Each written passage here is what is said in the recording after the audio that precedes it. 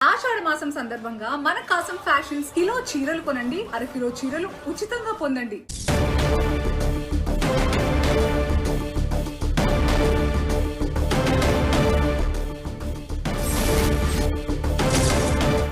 తెలంగాణలో ప్రతిపక్ష నాయకుడు లేడని మంత్రి కోమటిరెడ్డి వెంకటరెడ్డి అన్నారు. ఈ వయసులో కూడా ఖర్గే దేశమంతా తిరుగుతున్నారన్న ఆయన కేసీఆర్ ఫామ్ హౌస్ నుంచి బయటకొచ్చి మాట్లాడాలని తెలిపారు.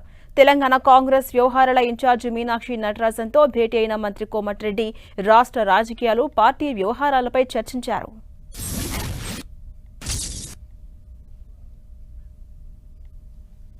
ప్రతిపక్ష నాయకుడు జీతం తీసుకుంటూ ఫామ్ హౌస్లో ఉండి కేసీఆర్ కేటీఆర్ ప్రతిపక్ష నాయకుడు ఏంది 87 ఏళ్ళ వయసులో దేశం నలుమూలల చలి ప్రదేశమైన కాశ్మీర్ కానీ కన్యాకుమారి కానీ మా ప్రతిపక్ష నాయకుడు రాజ్యసభలో ఖర్గే గారు 87 ఏళ్ళ వయసులో, రాహుల్ గాంధీ గారు నార్త్ ఈస్టర్న్ స్టేట్లలో ఎక్కడ ఏ కార్యక్రమం ఉన్నా ప్రతిపక్ష నాయకుడు ముఖ్యమంత్రి ప్రధానమంత్రికి ఎంత ఉందో ప్రతిపక్ష నాయకులు అంతే బాధ్యత ఉంటుంది.